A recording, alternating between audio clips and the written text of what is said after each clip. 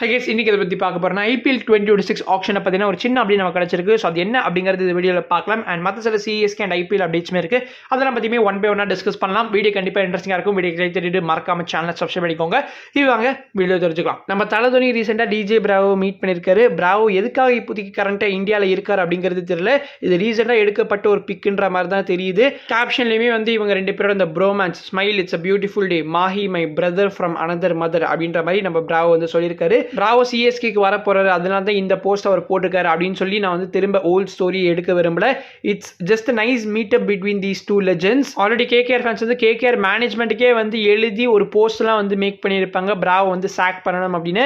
And இப்போ இந்த போஸ்ட்டை பார்த்ததுக்கு அப்புறமா வந்து இன்னுமே அவங்களுக்கு வந்து ரத்தம்லாம் கொதிச்சிருக்கும். Bravo ரொம்பவே யோசிச்சு தான் வந்து KKR மென்டாராக ஜாயின் பண்ணியிருப்பாரு.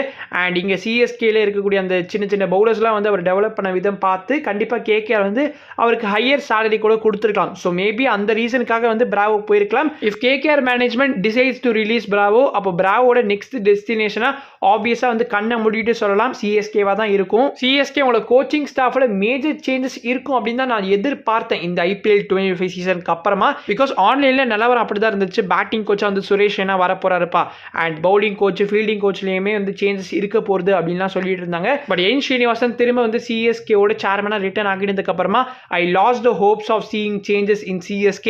ஸோ அதே CSK அதே கோச்சிங் ஸ்டாஃப் தான் இருக்க போகுதுன்னு நினைக்கிறேன். இங்கிலீஷ்ல ஒரு சேயிங் இருக்கு, தேர்ஸ் நோ லுக்கிங் பேக் அப்படின்னு. இந்த Bravoட சிச்சுவேஷனுக்கு அது பெர்ஃபெக்டா சூட் ஆகும். பிகாஸ் அவர் எல்லாத்தையும் யோசிச்சு தான் வந்து CSK விட்டு leave ஆகியிருப்பாரு.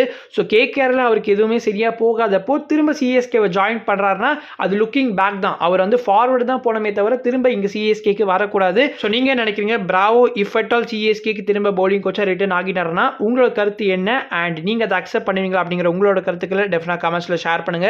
Before the start of IPL 2026 RR டீம்லேருந்து 3 சப்போர்ட் ஸ்டாஃப் வந்து எக்ஸிட் ஆகியிருப்பாங்க. அவங்களோட ஹெட் கோச் ராகுல் டிராவிட், அவங்களோட spin bowling coach Sairaj Bahutule and fielding coach Dishant Yagnik. So இதில் வந்து spin bowling coach Sairaj Bahutule வந்து இப்போ பஞ்சாப் கிங்ஸை வந்து ஸ்பின் பவுலிங் கோச்சா ஜாயின் பண்ணியிருக்காரு. அண்ட் இது ஆல்மோஸ்ட் வந்து கன்ஃபார்ம்டும் கூட. பஞ்சாப் கிங்ஸ்ல ப்ரீவியஸாக சுனில் ஜோஷி வந்து ஸ்பின் பவுலிங் கோச்சா இருந்திருப்பாரு. அண்ட் அவர் இப்போ வந்து BCCஐயோட சென்டர் ஆஃப் எக்ஸலன்ஸ் வந்து ஜாயின் பண்ணியிருக்காரு. ஸோ அந்த காரணத்தால இப்போ அவர் வந்து எக்ஸிட் ஆகியிருக்காரு இல்லையா. ஸோ அவருக்கு பதிலாக வந்து இப்போ சாய்ராஜ் பவுத்லே வந்து அப்பாயிண்ட் பண்ணியிருக்காங்க. சஞ்சு சாம்சன் ட்ரேடை விட KL ராகுலோட ட்ரேட் வந்து ரொம்ப இன்ட்ரெஸ்டிங்காக இருக்கு. KL ராகுல KKR கொண்டு வரதுக்கு KKR மேனேஜ்மெண்ட் என்ன வேணாலும் பண்ணுவாங்க போல. பிகாஸ் ரீசெண்டாக Times of India journalist Sahil Malhotra ஒரு விஷயத்தை ரிப்போர்ட் பண்ணியிருக்காங்க. இந்த டீலை செக்யூர் பண்ணுறதுக்கு KKR அவங்களோட ஆஸ்டான வீரர் ஆண்ட்ரே ரசலே வந்து ட்ரேட் பண்ணுறதுக்கு வந்து ரெடியாக இருக்காங்களாம். டெஃபினட்டாக November 15 அன்னைக்கு நமக்கு நிறைய சர்ப்ரைசஸ் காத்துட்டு இருக்கு அப்படிங்கிறது மட்டும் ரொம்பவே கிளியராக தெரியுது. இப்போ IPL மினி ஆக்ஷன் அப்டேட்டுக்கு வருவோமே. ஸோ IPL மினி ஆக்ஷன் வந்து எங்கே நடக்க போகுது அப்படின்றது நிறைய பேருக்கு ஒரு சந்தேகமாக இருக்கு. ஸோ மோஸ்ட்லி இந்தியா அப்படின்ற மாதிரி தான் வந்து கிரிக்பஸ் சொல்லியிருந்தாங்க. ஆனால் இப்போ ஓவர்சீஸில் தான்ப்பா ஆக்ஷனை நடத்த போகிறோம் அப்படின்ற மாதிரி லேட்டஸ்ட்டாக ஒரு BCCI அஃபிஷியல் வந்து கன்ஃபார்ம் பண்ணியிருக்காரு. அந்த BCCI அஃபிஷியல் ஏன் இந்தியாவில் நடத்த முடியல அப்படிங்கிற ரீசனுக்கு என்ன சொல்லியிருக்காருன்னா, ஸோ டிசம்பர்லேருந்து ஜனவரி வரைக்கும் பார்த்தீங்கன்னா peak marriage season in India. So almost every major hotel resort or convention சென்டரில் வெட்டிங் புக்கிங்ஸால் ஃபில் ஆகிருக்கு. இந்த மாதிரி ஒரு சுச்சுவேஷனில் 10 டீம்ஸோட representatives, coaches, managers and broadcast க்ரூவை அகாமடேட் பண்ணுறது ரொம்பவே கடினம் இல்லையா. ஸோ அதனால் போர்டு என்ன டிசைட் பண்ணியிருக்காங்கன்னா, இந்த வாட்டியும் ஆக்ஷனை வந்து அப்ராட்லேயே வந்து கண்டக்ட் பண்ணிடலாம்னு வந்து முடிவு பண்ணியிருக்காங்க. ஸோ அதுக்காக 3 வென்யூஸ் வந்து ஷார்ட் லிஸ்ட்டுமே பண்ணியிருக்காங்க. இந்த IPL மினி ஆக்ஷனை ஹோஸ்ட் பண்ணுறதுக்கு இப்போதைக்கு ஃப்ரண்ட் ரன்னர்ஸாக துபாய் தான் இருக்காங்க. Dubai appears to be the strongest contender and over the years Dubai வந்து நிறைய சக்ஸஸ்ஃபுல் மேஜர் இந்தியன் கிரிக்கெட் ஈவெண்ட்ஸை ஹோஸ்ட் பண்ணியிருக்கிறதுனால துபாய் தான் வந்து இப்போதைக்கு ஃப்ரண்ட் ரன்னர்ஸ். ஒமானோட கேபிட்டல் மஸ்கட்டையுமே வந்து one of the options of BCCI வச்சிருக்காங்க. ஸோ ஒமான் கிரிக்கெட் போர்டோட BCCIக்கு நல்ல ரிலேஷன்ஸ் இருக்கிறதுனால ஒமானியுமே கன்சிடர் பண்ணுறாங்க. லாஸ்ட் டைம் ஃபைனலாக இன்னொரு கல்ஃப் கண்ட்ரி, பட் இவங்க வந்து நியூவாக இந்த கான்வர்சேஷனில் என்ட்ரி கொடுத்துருக்காங்க. ஸோ கத்தாரோட கேபிட்டல் தோஹா இருக்காங்க இல்லையா. ஸோ இவங்களுமே ஒன் ஆஃப் த ஆப்ஷன்ஸாக BCCI வச்சிருக்காங்க. 2022 FIFA வேர்ல்ட் கப்பை அற்புதமாக வந்து கத்தார் நடத்தியிருப்பாங்க. ஆனால் அதுக்கப்புறம் அந்த ஸ்டேடியம்ஸ்லாம் வந்து சரியாக பார்த்துக்கல, மேனேஜ்மெண்ட்லாம் சரியா இல்லை அப்படின்ற மாதிரி கேள்விப்பட்டிருந்தேன். இப்போ ஸ்டேடியம்ஸ்லாம் எப்படி இருக்குது அப்படிங்கிறது தெரியல. பட் அந்த வேர்ல்ட் கப் ரொம்ப ரொம்ப நல்லா இருந்திருக்கும் இல்லையா. ஸோ ஒரு மேஜர் ஈவெண்ட்டை வந்து கத்தாரால் சூப்பராக ஹோஸ்ட் பண்ண முடியும். ஸோ கண்டிப்பாக இவங்களுமே வந்து பெஸ்ட் ஆப்ஷனாக இருப்பாங்க. இப்போ நம்ம ஒரு முக்கியமான விஷயத்துக்கு வரலாம். ஸோ IPL 25 ரிட்டென்ஷன் ரூல்ஸ் அப்போ BCCI ஒரு 8 ரூல்ஸ் வந்து ரிலீஸ் பண்ணியிருப்பாங்க. அதில் 5th and 6th ரூல் வந்து ரொம்ப முக்கியமான ரூல்ஸ். 5th ரூல் என்ன சொல்லியிருப்பாங்க, any overseas player will have to register for the big auction, அதாவது மெகா ஆக்ஷனுக்கு ரெஜிஸ்டர் பண்ணி ஆகணும். இன்கேஸ் அந்த ஓவர்சீஸ் பிளேயர் வந்து ரெஜிஸ்டர் பண்ணலைன்னா நெக்ஸ்ட் நடக்க போகிற பிளேயர் ஆக்ஷன், அதாவது இப்போ ஃபார் எக்ஸாம்பிள் 2025 வந்து மெகா ஆக்ஷனாக இருந்துச்சு, இப்போ 2026 வந்து மினி ஆக்ஷனாக இருக்கு இல்லையா. ஸோ இந்த மினி ஆக்ஷனுக்கு அந்த பிளேயர் வந்து ineligible to register. 6th rule என்ன சொல்லியிருப்பாங்கன்னா, ஏதாவது ஒரு பிளேயர் வந்து ஆக்ஷனுக்கு ரெஜிஸ்டர் பண்ணி அந்த பிளேயர் ஆக்ஷனில் பிக்கும் செய்யப்படுறாருன்னு வச்சுக்கோங்களேன். ஸோ சீசன் ஆரம்பிக்கிறதுக்கு முன்னாடி இன்கேஸ் பர்சனல் ரீசன்ஸ்னு சொல்லி அந்த பிளேயர் அந்த சீசனை ஸ்கிப் பண்ணுற பண்ணுறாருன்னா அப்போ நெக்ஸ்ட் நடக்க போகிற 2 இயர்ஸ்க்கு அந்த பிளேயர் வந்து டோர்னமெண்ட்லேருந்து பேன் செய்யப்படுவார். இந்த விஷயத்தை பற்றி ஆல்ரெடி ஒரு 4 months பேக் நம்ம ஒரு வீடியோ போஸ்ட் பண்ணியிருப்போம். ஸோ அந்த வீடியோ கண்டிப்பாக செக் அவுட் பண்ணி பாருங்க. பார்க்கலன்னா நான் டிஸ்கிரிப்ஷனில் லிங்க் தரேன். இந்த ரூல் எதுக்காக இப்போ நான் திரும்ப சொன்னேன்னா, இந்த ரூல் ஏதாவது சேஞ்சஸ் கொண்டு வரதுக்கு வாய்ப்புகள் இருக்கா?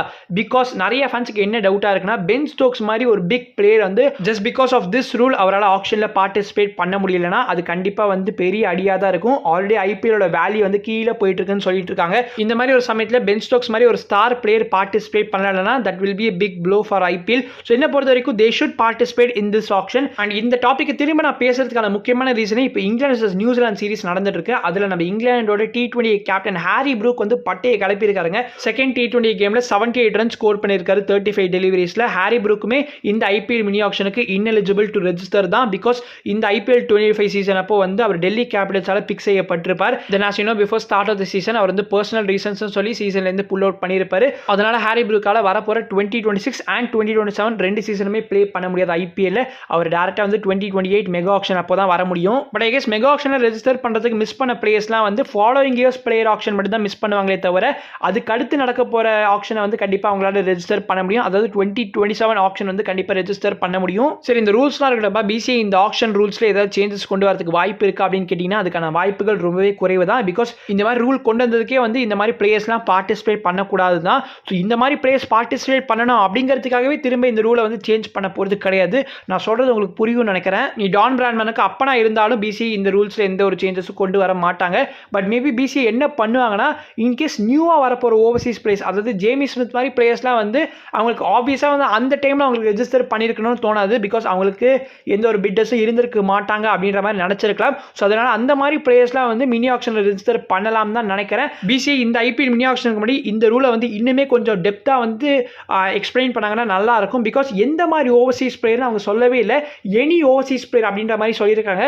ஸோ இப்போ புதுசாக வரக்கூடிய ஓவர்சீஸ் பிளேயருக்குமே இந்த ரூல் அப்ளிகபிளா அப்படிங்கிறது தெரியல. ஸோ கேஸ் இது இந்த வீடியோ முடிச்சுக்கலாம். இந்த ரூலை பற்றி உங்களோட கருத்துக்கள் என்ன அப்படிங்கிறத கண்டிப்பாக கமெண்ட்ஸில் ஷேர் பண்ணுங்கள். நான் உங்களை அடுத்த வீடியோவில் சந்திக்கிறேன். அது வரைக்கும் பீஸ், பை.